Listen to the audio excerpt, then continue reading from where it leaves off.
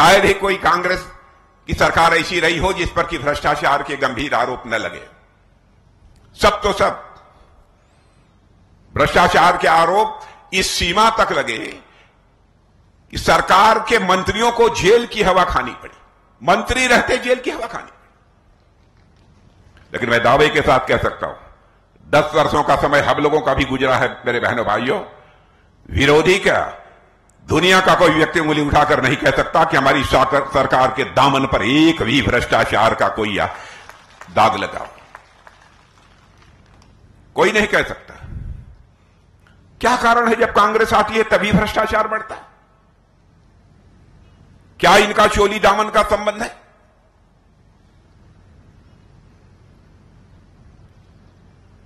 मैंने एक फिल्म देखी थी बचपन में, पता नहीं आप लोगों ने देखी है, देखते हैं कि नहीं देखे हैं। मुझे कभी कभी लगता है कि उसने सही कहा था, भ्रष्टाचार और कांग्रेस, करप्शन और कांग्रेस दोनों का यही रिश्ता है, एक दूजे के लिए, एक दूजे के लिए। यह इनका आपस में रिश्ता है। हम बने तुम बने एक दूजे के लिए। यह करप्शन और कांग्रेस के बीच का रिश्ता है। यह हालत है इनकी। एक फिल्म शायद आप लोगों ने देखी होगी, उस फिल्म का नाम था मैंने प्यार किया। कितने लोगों ने देखा? देखा है नौजवानों ने? क्या सबने देखा है। तो उसमें गाना है, आपको याद होगा, और गाना है, आजा शाम होने आई, मौसम ने ली अंगड़ाई, तू चल मैं आई। अरे करप्शन कहेगा कांग्रेस से, तू चल सरकार बना, मैं आई तुम्हारे में साथ में। यह हालत हो गई है।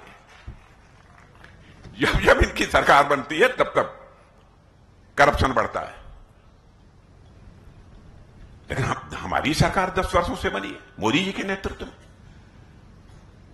एक भी भ्रष्टाचार का आरोप नहीं लगा। और मैं दावे के साथ कह सकता हूं, सरकार कैसे चलाई जाती है इसकी कला यदि किसी के पास है इस हिंदुस्तान की राजनीति में, तो भारतीय जनता पार्टी के पास है मेरे बहनों भाई। कैसे चलाई जाती है हम लोग अच्छी तरह जानते हैं। फिर भी कांग्रेस के लोग अनाप शनाप अनर्गल आरोप भारतीय जनता पार्टी के ऊपर चस्पा करने की कोशिश करते हैं। जिस तरीके से सामाजिक सशक्तिकरण के लिए, यानी सोशल इंपावरमेंट के लिए हमारी सरकार ने काम किया है, कोई कल्पना भी नहीं कर सकता।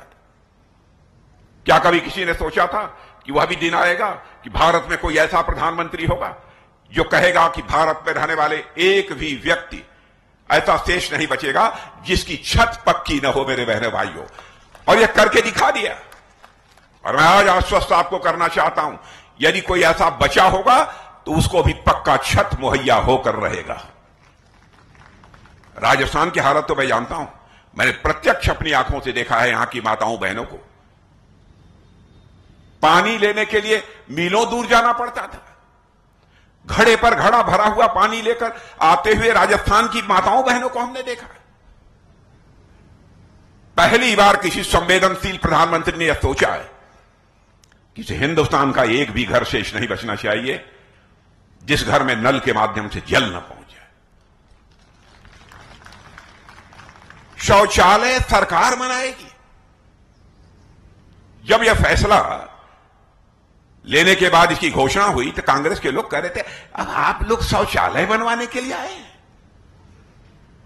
क्या? बहनों भाइयों, गरीब माताओं बहनों की इज्जत नहीं होती? क्या उनके लिए शौचालय नहीं चाहिए? लेकिन हमारी सरकार ने घर घर में शौचालय बनवाए।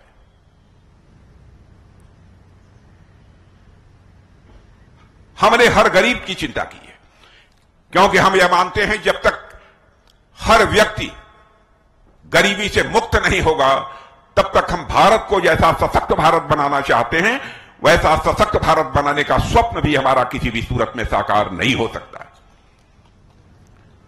कई कदम ऐसे उठाए। किसानों का जहां तक प्रश्न है, किसानों को 6,000 रुपए की आर्थिक सहायता दी जा रही है प्रतिवर्ष। क्या किसानों की बहुत सारी न्यूनतम आवश्यकताएं उसके कारण पूरी नहीं होती हैं?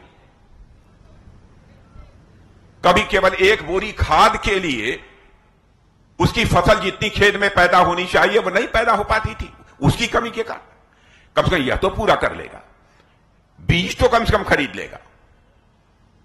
छोटी छोटी बातों का ध्यान यदि पहली बार किसी ने किया है तो बहनों भाइयों यह हमारी सरकार ने किया है। फिर भी यह कांग्रेस को रास नहीं आ रहा है, यह बात उनको समझ में नहीं आती है। और जहां भी हम लोगों ने कदम रखा है, अरे धरती की बात तो छोड़ो, आप चांद पर पहुंच गए मेरे बहनों भाइयों, हम लोग चांद पर पहुंच गए। हमारा चंद्रयान-3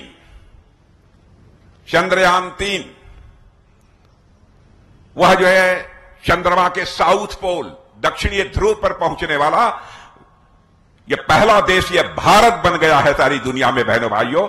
यानी विज्ञान और तकनीक के क्षेत्र में भी हम कितनी तेजी के साथ विकास कर रहे हैं। हमको असफलताएं मिली हैं, ऐसा नहीं है कि हमको असफलताएं नहीं मिली। मुझे याद है कि हमारे वैज्ञानिक जब चंद्रयान-2 को चंद्रमा पर भेजना चाहते थे, उसकी लैंडिंग कराना चाहते थे, लैंडर की, तो वह कामयाबी नहीं मिल पाई। आपको आश्चर्य होगा कि हमारे सारे वैज्ञानिकों के आंख आंसुओं से डबडबा गए।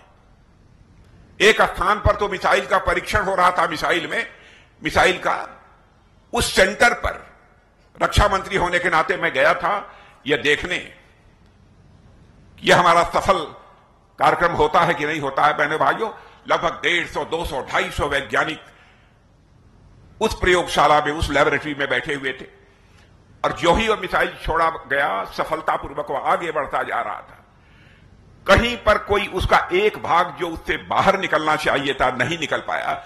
उस समय का दृश्य मैंने देखा कि हमारे सारे वैज्ञानिकों के आंख आंसू से भर गए, आंखें डबडबा उठी, रोने लगे।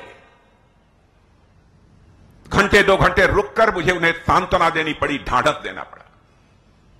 ऐसे ही चंद्रयान-2 जब चंद्रमा के साउथ पोल पर नहीं पहुंच पाया तो हमारे प्रधानमंत्री ने क्षण भर की देर नहीं लगाई, वो सीधे वैज्ञानिकों के पास गए और उन्हें सीने से लगाकर उनकी पीठ थपथपाई थी मेरे बहरे भाइयों। तब जाकर हमारा यह चंद्रयान-3 चंद्रमा के तीसरे चंद्रमा के साउथ पोल पर लैंड कर पाया। देश के प्रति मन के अंदर एक तड़पन होनी चाहिए, देश के लिए कुछ कर गुजरने की मन के अंदर टीस होनी चाहिए, वही इस काम को कर सकता है। यदि मैं सारी चीजों की चर्चा करूंगा तो बहुत लंबा समय लगेगा। लेकिन आप सोचते होंगे कि आप रक्षा मंत्री हैं, मुझे रक्षा के बारे में भी बतलाइए क्या होगा। अब कांग्रेस का जहां तक सवाल है, यदि हमारे यहां से सर्जिकल स्ट्राइक और एयर स्ट्राइक होती है तो उस पर भी यह सवालिया निशान खड़ा करते हैं। मैं कांग्रेस के लोगों से पूछना चाहता हूं, क्या हमारे देश के सेना के जवानों के शौर्य और पराक्रम पर आपको संदेह है? क्यों बार बार आप देश के सेना के जवानों के शौर्य और पराक्रम पर आप सवालिया निशान लगाने की कोशिश करते हैं? दुनिया के सारे देश जिस सच्चाई को स्वीकार कर रहे हैं, ये कांग्रेस के लोग मानने को तैयार नहीं। बहनों भाइयों, यह संदेश साफ है, भारत अब ये कमजोर भारत नहीं रहा है। भारत एक दुनिया का ताकतवर देश बन चुका है।